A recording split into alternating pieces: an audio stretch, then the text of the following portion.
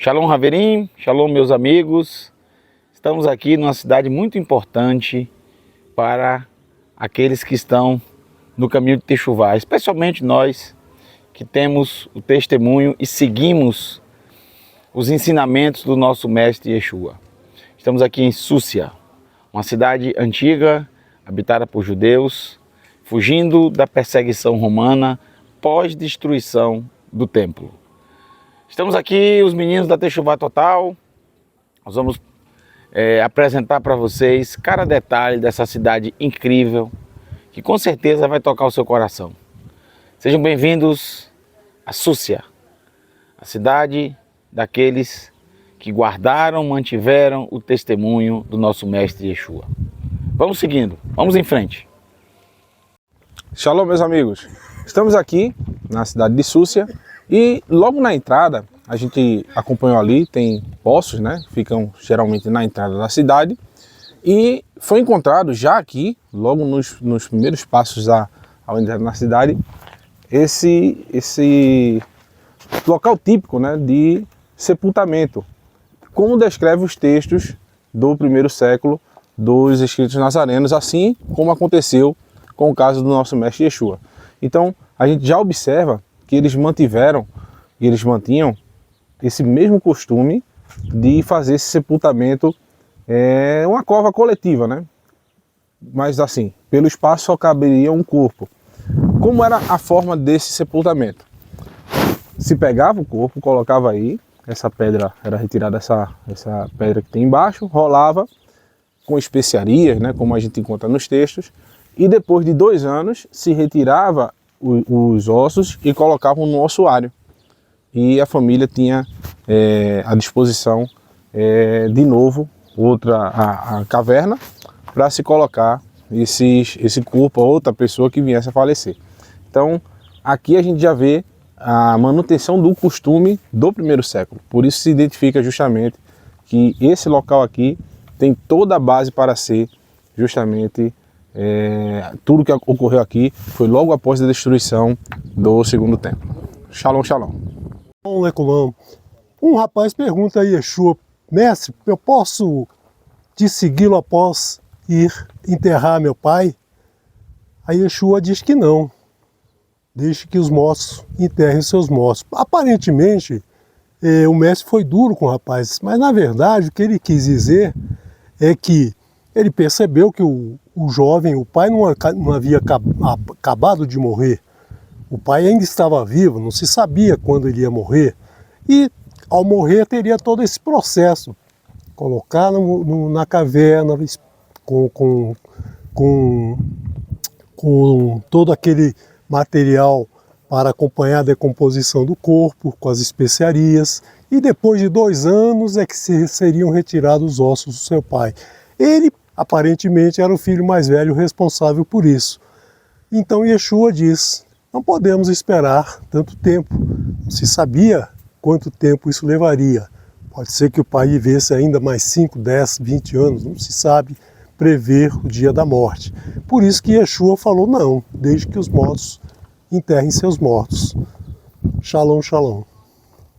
Shalom, shalom, Haverim. Continuamos aqui na terra de Israel e neste momento estamos aqui na região do sul de Hebron, visitando essa histórica cidade de Súcia. E já aqui na entrada da cidade, andando alguns metros, nós encontramos esse modelo, né, de sepultamento, o que nos faz remontar aí aos nossos irmãos do primeiro século. E algo interessante de perceber é que esse modelo de sepultamento difere do modelo de sepultamento que os nossos patriarcas utilizavam, que era cavando 7 palmos no chão e aí colocando ali o corpo para então enterrar, como nós fazemos até os dias de hoje.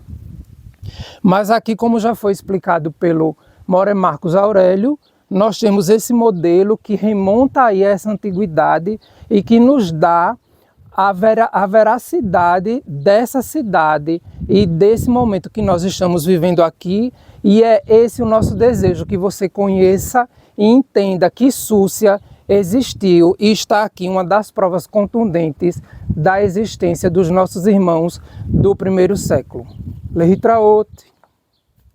Shalom, Haverim, shalom, amigos. Estamos aqui na cidade de Súcia, que está a aproximadamente 64 quilômetros de Jerusalém.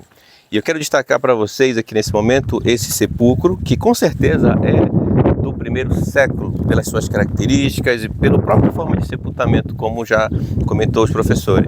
Eu quero destacar aqui que esse aqui era um sepulcro coletivo da época aqui na cidade de Súcia, diferente, por exemplo, de Yosef Ramataim, José de Arimateia, lá em Jerusalém, que ele tinha um sepulcro seu, particular, o que caracteriza alguém de um poder aquisitivo realmente considerado na época.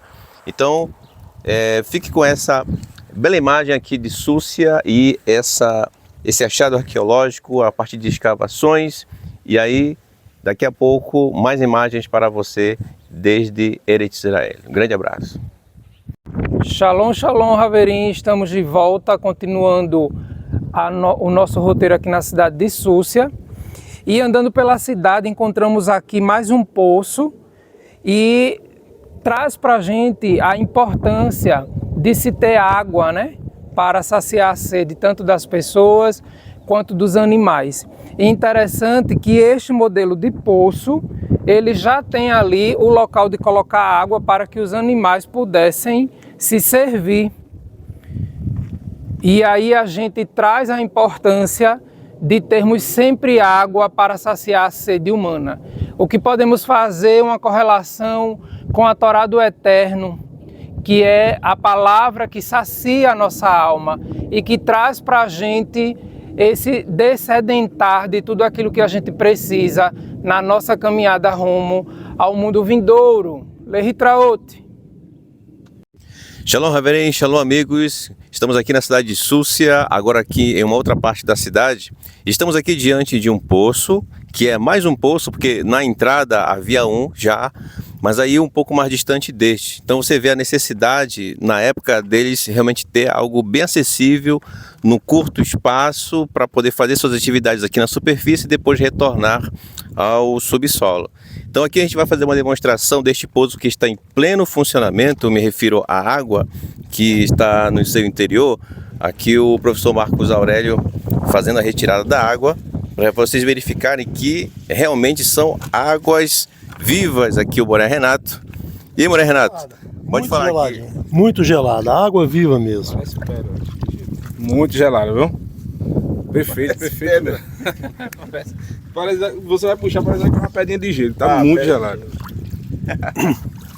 É muito gelado. Você percebe que a temperatura da água super agradável, a conservação da temperatura dela. Bora, Renato, falar aqui um pouquinho sobre a sensação aqui de experimentar, de tocar nessa água. É muito refrescante essa água, Raimson. E você sabe que eles tinham muito cuidado com a higiene, com a preservação da água, para que ela não ficasse contaminada. Então, sobre o poço sempre havia uma pedra redonda que tapava o poço, que evitava a evaporação da água e evitava também que animais caíssem lá dentro. Isso é muito importante, porque se contaminar a água, se perde toda a água, que era raro, né? Essa água vinha de poucas chuvas que caíam aqui, eram canalizadas para cá, então tinha que se preservar toda a gota de água que se pudesse ter. É isso aí, um trabalho incrível, né? Sem contar que é bastante profundo, é muito grande. E ela foi toda entalhada na rocha. A gente tem uma demonstração ali, se o Moré Felipe puder mostrar. Olha como foi feito o trabalho. Parece o formato de uma garrafa, né? A gente tem a tampinha da garrafa aqui, que seria essa rocha que seria colocada em cima, né, para tampar. E olha o tamanho disso. Isso realmente a projeção é isso aqui. O balde que vocês viram a gente pegando é desse tamanho. E olha o tamanho disso aqui. É enorme. Toda entalhada na rocha. Água geladíssima e tenho certeza que é como se fosse, como está escrito, né, águas vivas, né? Águas boas de se tomar e maravilhosas. Shalom, shalom, meus irmãos. Shalom, Haverim, estamos aqui em Súcia e é impressionante descobrir que a produção de azeite continuou mesmo nesse período em que eles ficaram escondidos. É um processo muito delicado, muito trabalhoso, mas fundamental para a vida de todos. O azeite de oliva. O azeite de oliva, a oliva é o símbolo dessa nação. Por quê? Porque a oliveira, enquanto ela estiver viva, ela está produzindo o fruto. Nós temos oliveiras aqui com mais de 3.000 anos que ainda estão produzindo. E o processo de produção do azeite é bastante trabalhoso, bastante delicado. E fazer esse processo embaixo da terra deve ter sido muito, muito trabalhoso. Vamos descer para ver algumas das descobertas encontradas nesse local. Estamos descendo aqui para uma caverna onde foram encontrados algumas moendas de olivas.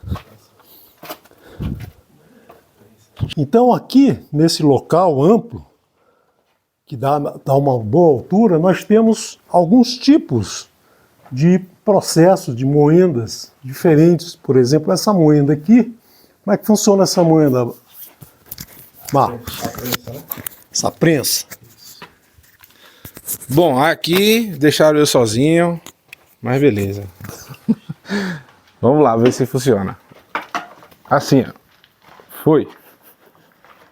Aí vai rodando, vai prensando. Mas o que ele prensa? O que tem aí embaixo? Então, são bolsas, né, como essas. Cadê? Tá aqui, né? Aqui se preenche com azeitonas, coloca-se aqui e ela vai prensar e vai ser coletado esse azeite.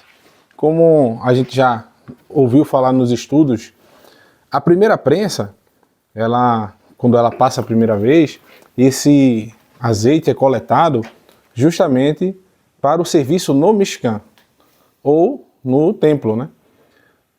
E esse era utilizado tanto para a menorá, quanto para a unção do sacerdote e também dos utensílios do tabernáculo. A segunda vez que se passava essa prensa, já era utilizado para alimentação. A terceira prensa já era justamente para as lamparinas, até usado como medicamento também, né? A gente vê isso nos textos, principalmente na parábola do bom samaritano. E a quarta prensa já não tinha mais nada, pegava o bagaço e fazia até sabão. Ok, meus irmãos? Shalom, shalom. Shalom, Haverim, shalom, amigos. Estamos aqui na cidade de Súcia e aqui nessa caverna, que é uma das tantas cavernas aqui, além dessa prensa de oliva, também nós temos essa outra aqui, tá certo? Vale lembrar, só um detalhe, que essa extensão aqui, que lembra uma alavanca, né? Já utilizavam na época, e quanto maior a extensão dela, maior a facilidade para poder girar essa grande pedra aqui. Muito importante, muito inteligente da parte dos nossos irmãos da época. Mas eu quero mostrar mais uma prensa, que é essa aqui, certo? Você tem aqui essa estrutura onde aqui embaixo se colocavam as bolsas com as olivas aqui dentro, para que ao girar aqui fosse prensado dessa forma e daí se extrair o azeite, né? Então dessa forma a gente vai passar agora para o Moré Daniel fazer uma aplicação do contexto, né, que envolve a oliveira. Então, Moré Daniel. Shalom, shalom, meus queridos. Continuando, é interessante a gente frisar que toda a terra de Israel, ela tem oliveiras por sua extensão. E aqui em Súcia não é diferente, né? Nós, quando subimos lá para a superfície, nós encontramos várias oliveiras aqui, inclusive lá na entrada dessa localidade que nós estamos, tem uma oliveira centenária. Então, a oliveira é uma árvore que ela não morre. Ela está sempre se renovando, né? A não ser que a ação humana arranque as suas raízes da terra. E assim é o nosso povo. Esse povo que o Eterno escolheu e que está sempre se renovando e se fortalecendo até os dias de hoje. E a prova disso são essas cavernas que nós estamos andando e conhecendo aqui em Súcia, que é fato. Não é história, não é mito. Súcia existiu e está aqui a prova disto. Shalom, shalom. Estamos aqui em Súcia e nesse momento estamos em uma das cavernas muito importantes, porque vamos percorrer uma grande quantidade de espaços de cavernas para ver onde nós chegaremos. Essa é a caverna que fica no sul da cidade, então era um local onde eles vinham se esconder. Mas também há uma passagem aqui que leva para um local muito especial. Estou aqui com o menino sensacional Marcos Aurélio, o menino prodígio Renato de Prínsio, o menino que emociona as multidões Daniel. Alô, e o violão de ouro me pegou dessa vez. Vamos lá, estão com medo? Um pouco. Hein, de Prínsio? Não, isso é tranquilo. Então vamos nessa. Vamos entrando. Vamos entrando, agachar um pouquinho. Então nós entramos, tivemos que nos agachar um pouco ali na frente. Primeiro porque na época os habitantes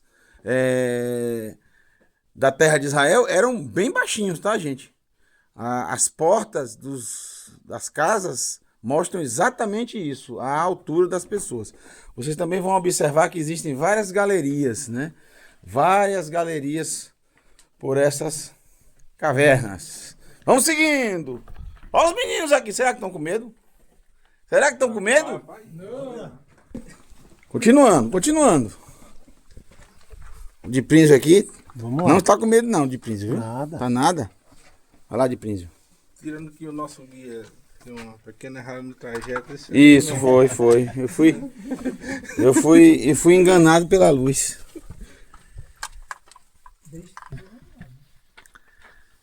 Devagar, cuidado com a cabeça, tá, gente? Cuidado com a cabeça.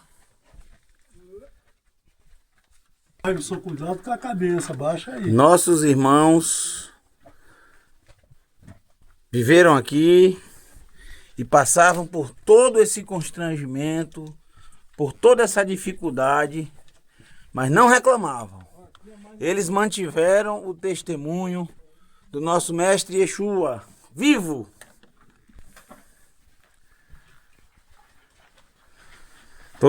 Todos bem aí? Sim, bem. Só uma batida de nuca, mas... Alô?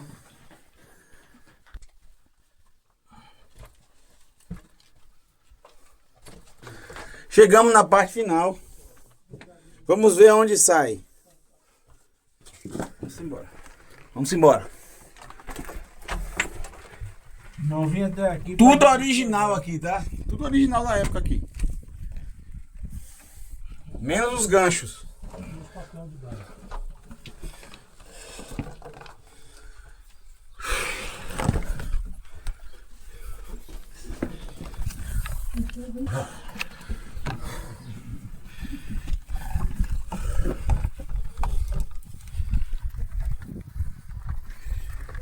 Guarda o celular, gente. Agora vocês aí. Pra facilitar a subida.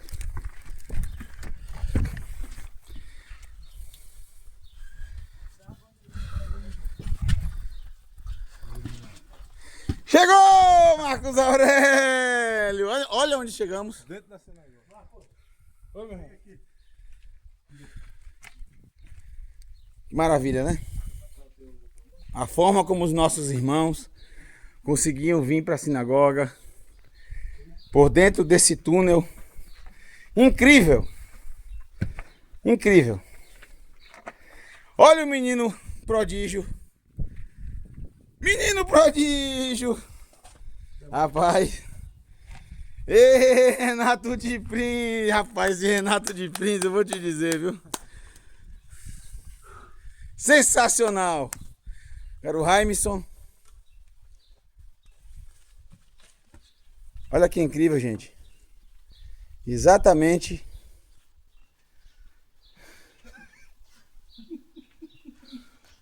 Falta só o Daniel, né? Alô. Como é que é alto, vai? Aê, Dani!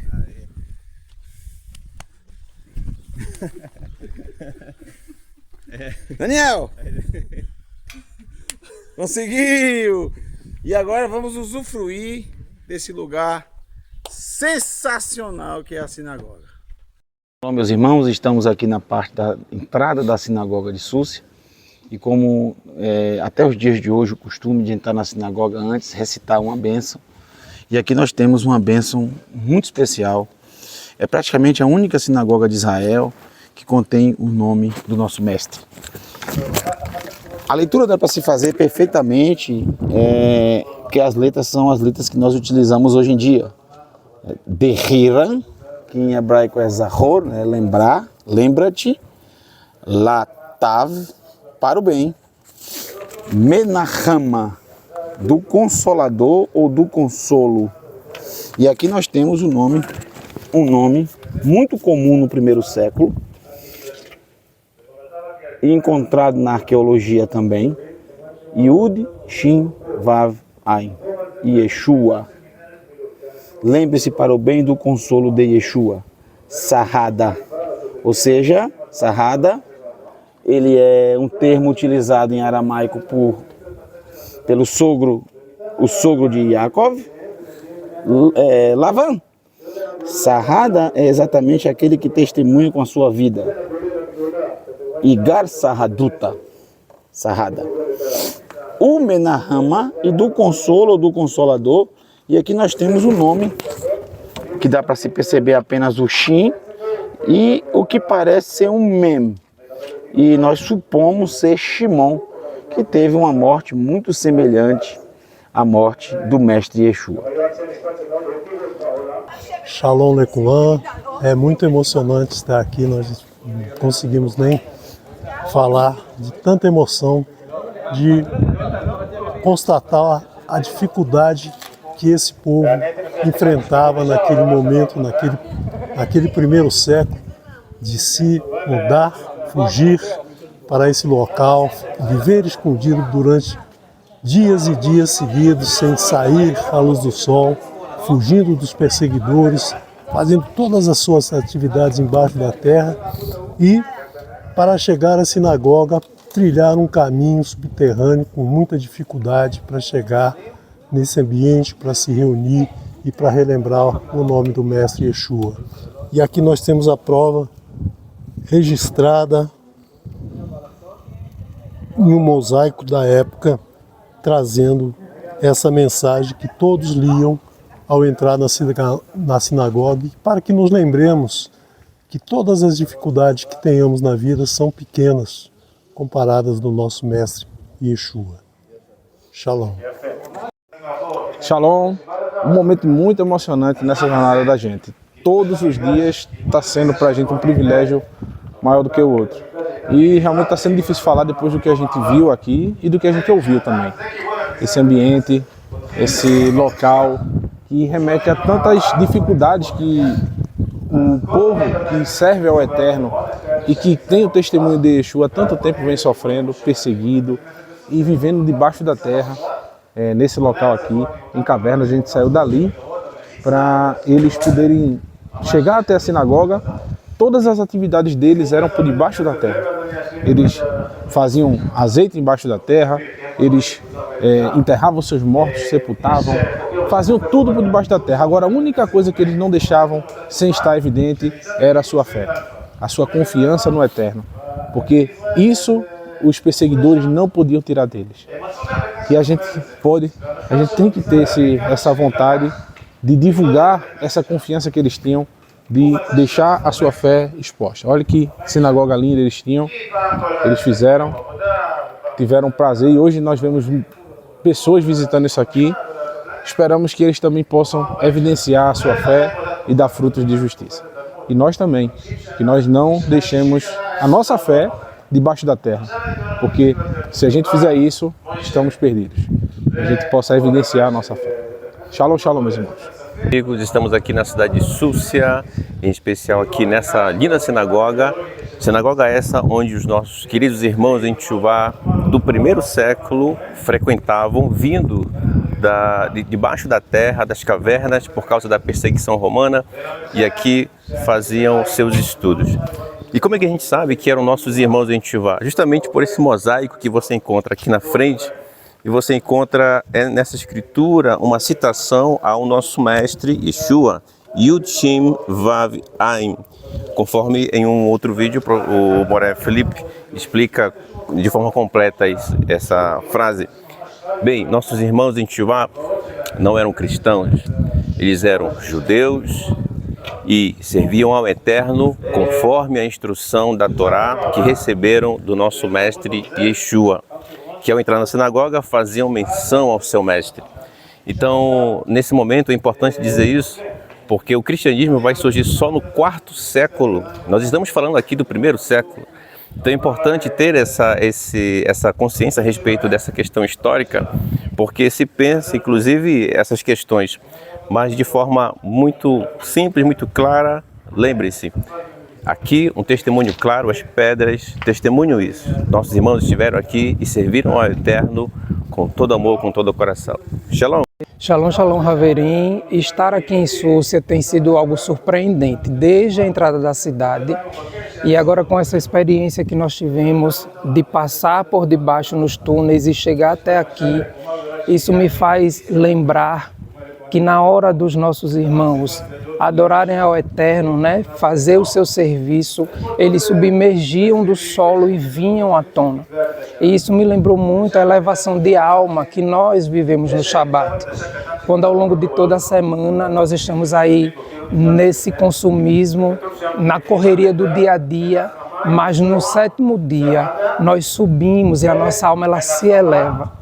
E algo muito importante para nós é esse testemunho vivo que está aqui. E hoje eu entendo da fala do Moré Felipe, quando ele fala sempre de que Súcia é um testemunho vivo dos nossos irmãos em Techuvá. Baruch Hashem por isto, Shalom, Shalom.